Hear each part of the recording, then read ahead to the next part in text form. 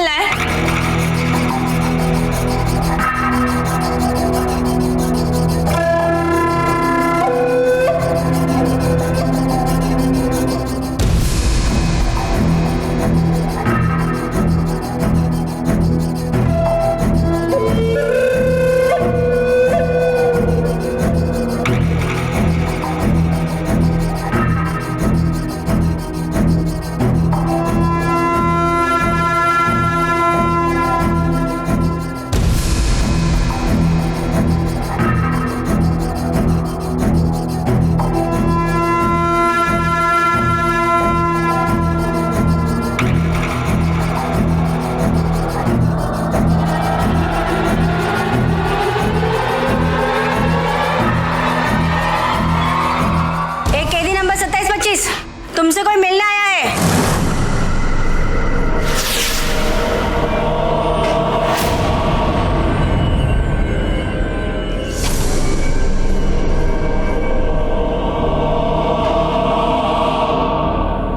अच्छा, मैं ये बताने आई थी कि मेरी लाख कोशिशों के बावजूद भी चड्डा को तुम्हारे और मेरे रिश्ते के बारे में पता चल गया, और जितना मैं उसको जानती हूँ वो तुमसे मिलने जरूर आएगा।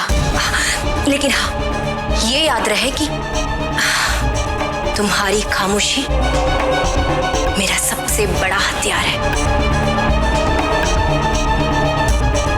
एक छोटी सी गलती भी हमारे मकसद को नुकसान पहुंचा सकती है। बस कुछ दिनों की बात है। कुछ दिनों के बाद मैं भारद्वाज परिवार की बहू बन जाऊंगी। फिर देखना मैं कैसे सिमर से और सबसे बदला लेती हूँ।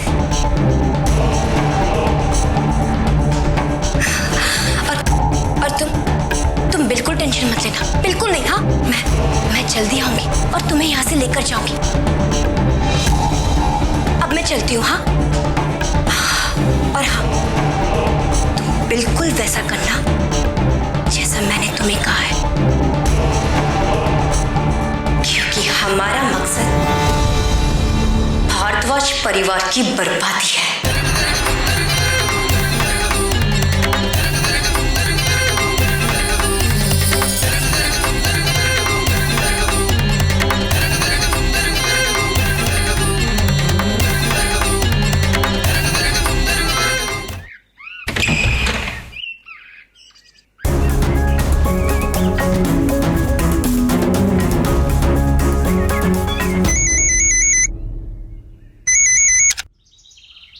अबे चड्डा, साला तेरी उम्र तो बड़ी लंबी है। 100 साल जिएगा तो 100 साल।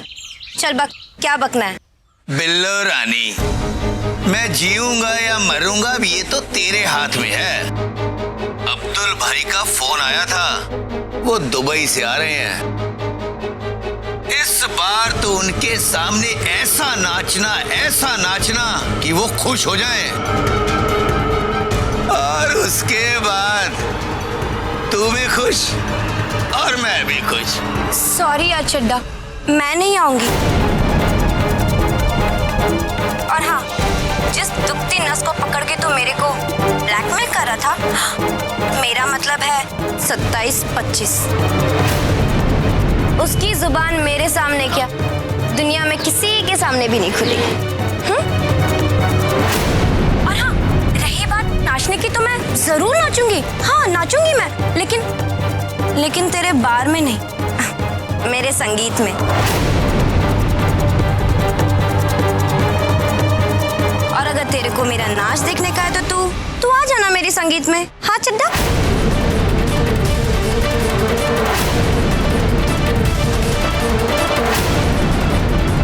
Okay, bye.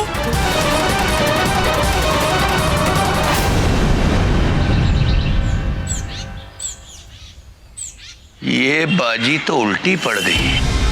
अगर बिल्लो अब्दुल भाई के सामने नहीं नाची, वो तो मेरा धंधा पानी बंद करवा देगा। लेकिन मैं भी इतनी आसानी से हार नहीं मानने वाला बिल्लो रानी। नाचना तो तुझे मेरी बार में पड़ेगा ही, चाहे अपनी मर्जी से निकल कर आ या उस घर से निकाले जाने के बाद।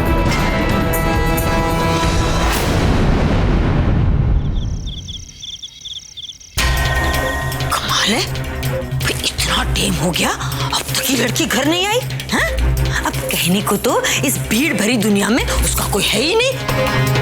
अब कहने को तो अनाथ है, फिर एक चाचा भी पैदा हो जाता है और फिर अचानक से गायब भी हो जाती है। कुछ ना कुछ गड़बड़ तो है इस लड़की में। अरे करुणा, नो रिप्लाई।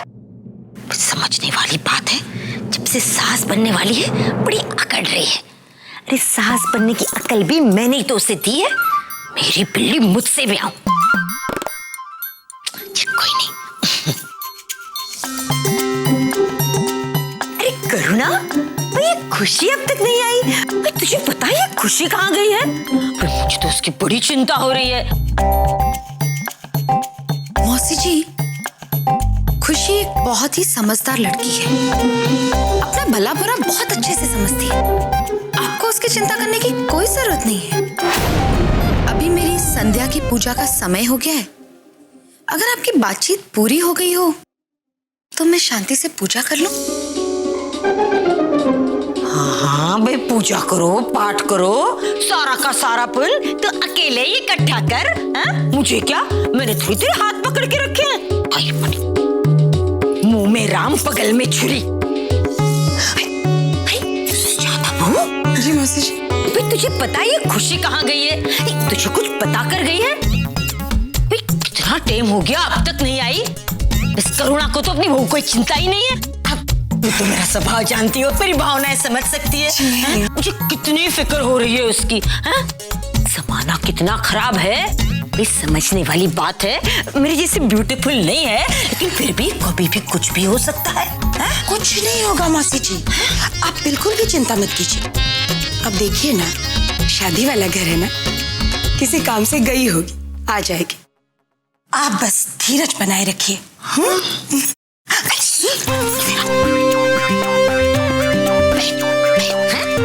ये बता, क्या तुझे लगता है ये खुशी सच में अनाथ है? ये कैसी बातें कर रही है आप मौसी जी? क्या हो गया आपको? बेचारी खुशी, उसके माता पिता अब इस दुनिया में नहीं रहे और आप जैसी भी है, हमारी है, अपनी है। हाँ, समझने वाली बात है। फ्लॉप मरी, कुछ नहीं जानती। अरे टीवी सीरियल जो नहीं देखती। ये कहाँ मरी खुशी?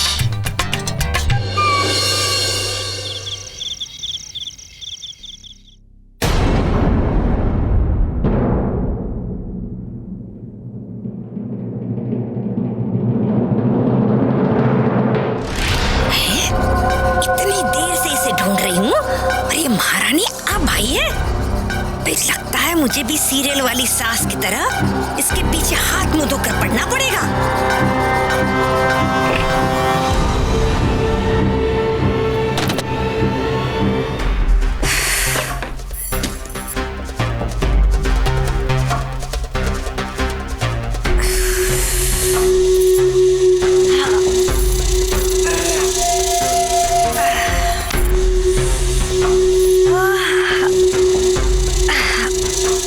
चड्डा के बच्चे ने तो साला बगैर म्यूजिक का ही मेरे को नचा दिया। बड़ी थकान लग रही है यार।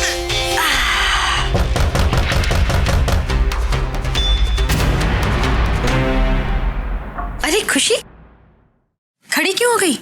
बैठो, सफर से थक गई होगी। ये लो, मैं तुम्हारे लिए जूस लेकर आई हूँ। लो, पी लो इसे। और अनाथ आश्रम में सब कैसे हैं? सब बहुत अच्छे हैं और हमारी शादी के बारे में सुनकर तो सब बहुत खुश हो गए। माँ जी, आपने बहुत अच्छा किया जो हमें देहरादून जाने दिया, वरना सबको बहुत बुरा लगता। चलो, जो होता है अच्छे के लिए होता है। अब तुम यहाँ बैठकर संकल्प से बातें करो, मैं तुम्हारे लिए खाने का इंतजाम करती हूँ।